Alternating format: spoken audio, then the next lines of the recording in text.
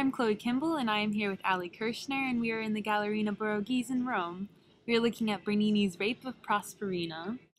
Yes, and this piece was made in the Baroque era, so around the 1620s, out of marble. The commissioner was Scipione Borghese. And he gave it to Cardinal Ludovisi in 1622, and he kept it in his villa.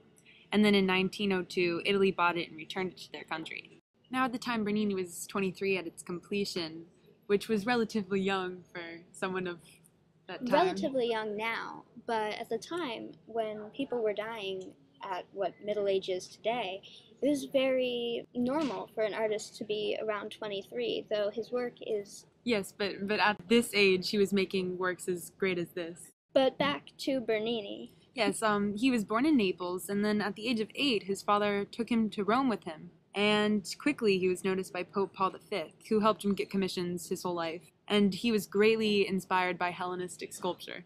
You also have to keep in mind Bernini was quite charismatic throughout his life, even as a child. So it was relatively easy for him to get commissions. Yes, he was very outgoing. Now I think would be a good time to get into the story behind the piece. Now this is Pluto raping Proserpina. But in all actuality, raping wasn't in the context that we take it today. Raping was more thought of as kidnapping. Yeah. Yeah, I think that's the archaic view of the word. Yes. But he kidnapped her and took her to the underworld because as the god of the underworld, you can imagine that's not exactly the most happy job. Yeah. He sees Proserpina, and she's the goddess of vegetation and just kind of the embodiment of spring growth and flowers. And just, yeah. So immediately he's going to want her. He plans and does kidnap her and her mom, Ceres, which is the god of harvesting. So it's no surprise that her daughter also has to do with vegetation. But she goes crazy trying to find her. And when she's gone, all the crops on Earth die, and it's just very dark and barren. And finally Ceres sends Mercury to find her, and when he does, it's almost too late, because they say when you eat the food of death, you can't go back to the living. And she ate 3 pomegranate seeds. Eventually Mercury was able to make a deal with Pluto that for each seed she would spend a month with him, and that amount of time is what would be known to us as autumn and winter.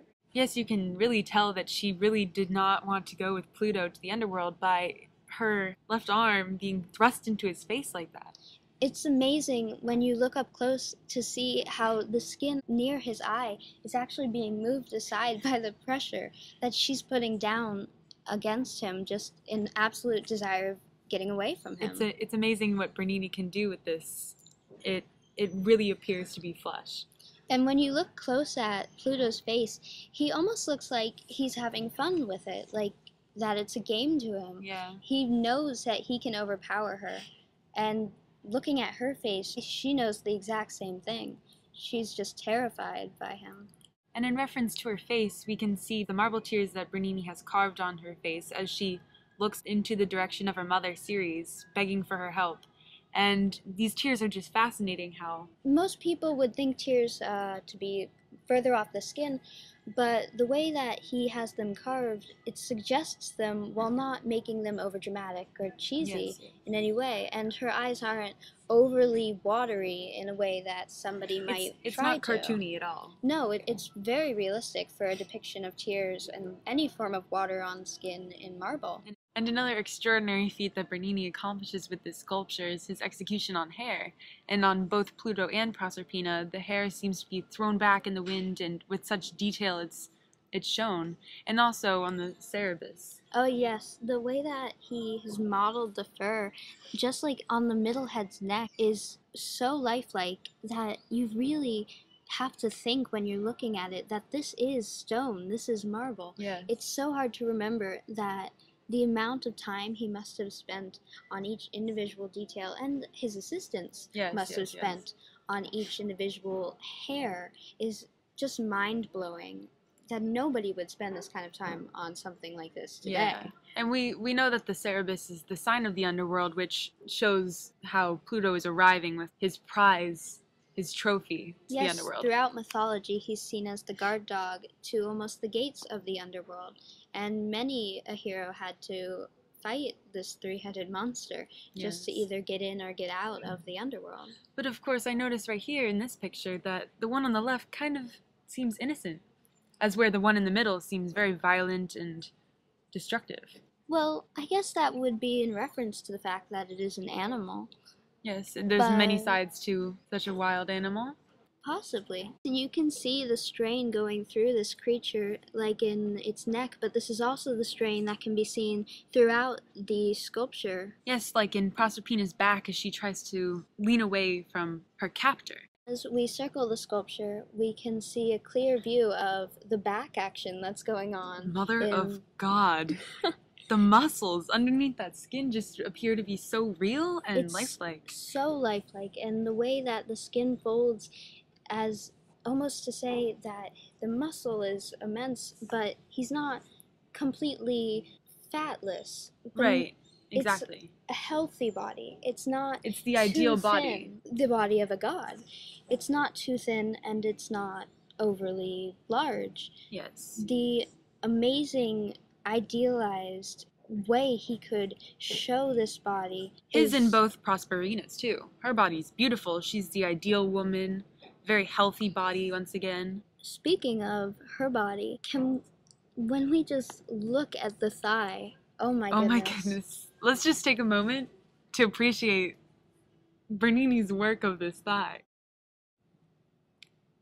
We just see how Bernini has crafted Pluto's hands to dig into Proserpina's thighs, just defying the laws of stone. Look at the tendons in his hands. Yes. How you can see he really is putting a lot of pressure, and there's a lot of stress in his hands. Each finger exerts so much strength onto her skin. And when you try to compare that to your own skin, it's truly realistic. Yes, and it doesn't exactly seem like she's going to be comfortable with that. I mean, there's some holding on to her very tightly. And also onto her back. How one of his fingers reaches higher than the others is very dynamic. And how it doesn't dig into the skin, but it pushes defies the skin. Displaces it, which also goes to show how her body isn't too thin and too large how and she healthy. But when you look even deeper, I mean, look at the fingernails.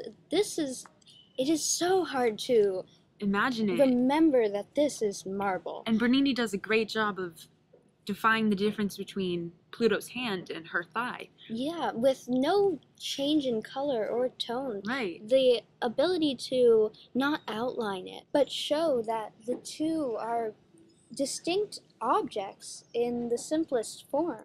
And this sculpture is just the loveliest reminder. Probably one of the best. Of Gian Lorenzo Bernini's indescribable artistic capabilities.